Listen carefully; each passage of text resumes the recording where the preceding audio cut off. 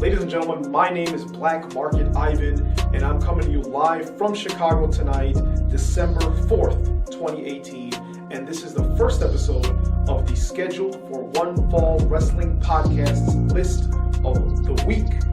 And today what we're going to talk about is, you've got a lot of rumors, a lot of speculation about Kenny Omega, the Young Bucks, Hangman Page, Cody Rhodes and Marty Scurll, and of course Brandy Rhodes and Pharaoh as well. And whether or not they are going to create their own promotion called All Elite Wrestling. Now the trademarks have already been filed. Things seem to be really in the process, but with the Elite teasing a big January 1st announcement, one has to believe that this announcement really is the formation of their new promotion.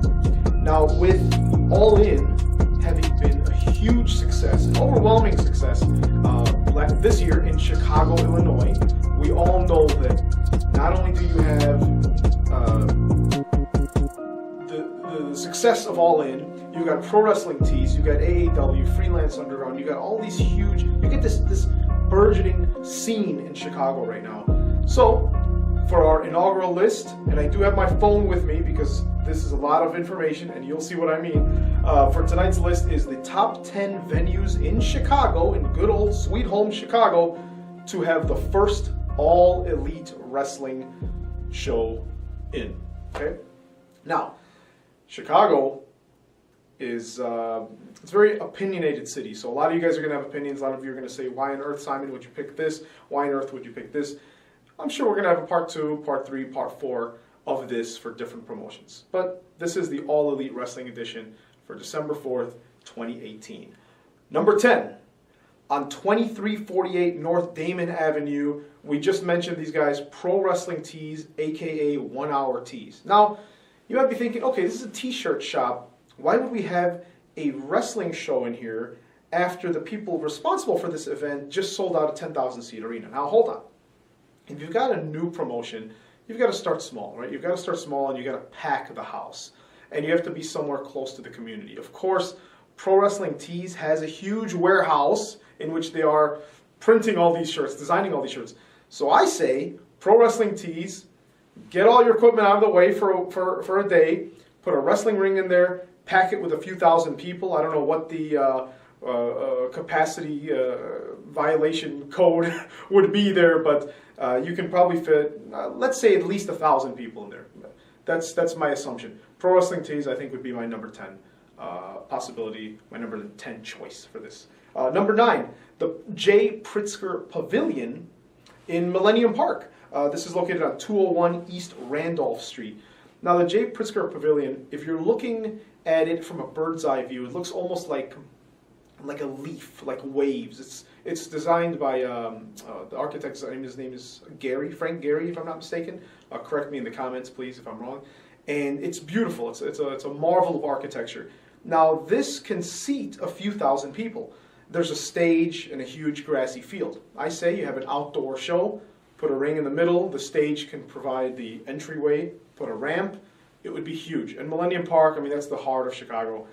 That would be excellent. A nice outdoor, huge capacity show. Number 8, 600 East Grand Avenue in Chicago, the Navy Pier Festival Hall. Now, Navy Pier opened in 1916. Okay, this place has been around forever. After a few decades, it kind of went to ruins. And then in the 90s, if I'm not mistaken, 95, 96, it had a huge resurgence. And then about 2 years ago, in 2016, it had another remodeling. And the place is beautiful. The Navy Pier Festival Halls are right there on this little peninsula of Lake Michigan. It's beautiful. So imagine a few thousand people right on the tip of land bordered by Lake Michigan. Once again, it's a tourist destination, huge capacity, and it's a beautiful, picturesque location. Number 7, 2424 North Lincoln Avenue, built in 1912. Our co-host Patrick Pryor actually performed there earlier this year. This place is called Lincoln Hall. It was actually formerly known as the Fullerton Theater. If I'm not mistaken, you had some mob activity there I forget who was there, but this place has been around for a while. It's a great venue. It's kind of small on the inside, but you can have a wrestling ring right in the middle. You've got the balconies.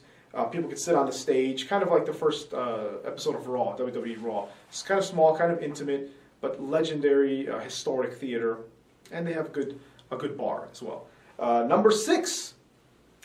Now, a lot of you Chicagoans know there was a place called the Double Door.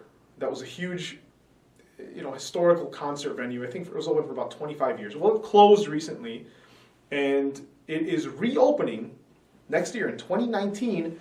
And I have the address. It is going to be on 1050 West Wilson in Uptown. So the new Double Door, if that's what it's going to be called, I think would be a great way to launch not only that venue, but to launch a new wrestling promotion. That would be pretty cool. I don't know what it looks like in the inside. I'm sure it's going to have a good capacity because it is currently a theater. It's a theater being remodeled into the new Double Door. Then on 3333 West Touhy Avenue, technically Lincolnwood, Illinois, it's the Lincolnwood Town Center. Now, you all remember that WCW show back in the day when Lex Luger showed up and it was in the Mall of America. Okay, everyone remembers this sight. Thousands of people downstairs, upstairs, all the way to the third floor, vertically surrounding the ring. Lincolnwood Town Center it's pretty new. It was built 1990. Okay, I was 7 years old when this place was built. That was one of the first malls I ever visited as a kid. And growing up, anyone in Chicago knows all about Lincolnwood Mall. It's really the closest mall to the Edgewater, Rogers Park area, unless you're going down to North Riverside or Brickyard, the Brickyard Mall that is no longer a mall. Now it's a strip mall. But anyways, Lincolnwood Mall or Lincolnwood Town Center would be great. A ring fits right in the middle of the center of the mall. You could have people on the balconies, people seated, few thousand people easily. And once again, it's close enough to quote-unquote Chicago that people could easily access it. My number 4. House of Blues, Chicago. This one was built in 1996. It is located at 329 North Dearborn Street. House of Blues, everyone knows House of Blues. There's about a dozen of them in the United States. And the Chicago version is great. Once again, lots of room, nice balcony, great stage for, to be an entrance for the wrestlers to come out. And it's right by Marina City, one of the world's fanciest parking garages. It's right on the Chicago River. It's downtown Chicago. I mean, you can't go wrong. That would be, once again, talk about picturesque, all right, taking photos of this historical location. And of course, you have these overtones of blues, of jazz permeating through the walls of this building. Then this one's close to me. Okay, this one's close to me. A lot of you people may not know what this place is, but on 5917 North Broadway in Chicago, there's a place called the Broadway Armory.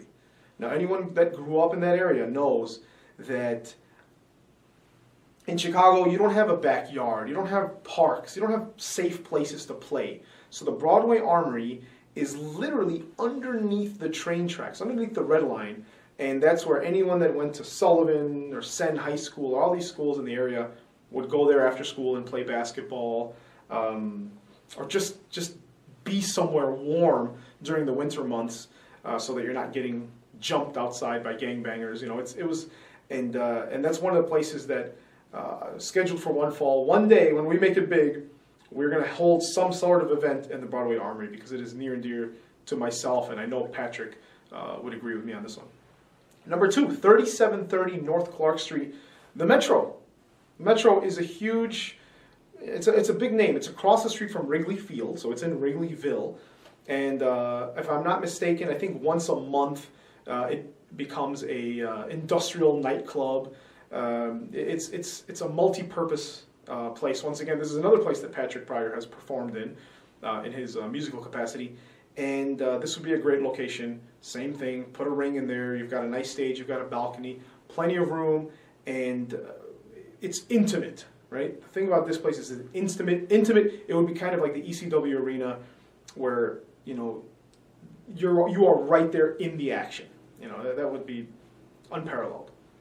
Number 1, built in 1926, 1106 West Lawrence Avenue. You've got the Aragon Ballroom. The Aragon Ballroom, anyone that comes from Mexico to perform, mariachi bands, pop singers, rock stars, performs there. Morrissey says in his autobiography this is one of his favorite places to perform. I've seen Megadeth there. We just saw Ghost there. This place is legendary. It's huge. There's not a bad seat in the house. There's no bad line of sight in the house. The Aragon Ballroom is my hands-down pick for the place, for the venue, for the first ever all-elite wrestling show, if it becomes a promotion, if it actually exists, and if it happens in Chicago. Notable mention, I did not mention Wrigley Field, because the capacity is about 48,000 people. Come on now. We don't expect anyone to sell that out on their first show. Also honorable mention to one of Val's workplaces and also the birthplace of Malort, Nice Lounge. That place is a little too small and the ceilings are a little too low, I think, to have a wrestling ring. But shout out to both of those Chicago mainstays. And also shout out to Moody's Pub that I really researched. I looked closely at pictures. Once again, a ring really wouldn't fit in there comfortably. But folks, that's my top 10. That is my opinion, the opinion of Black Market Ivan. But please leave comments below.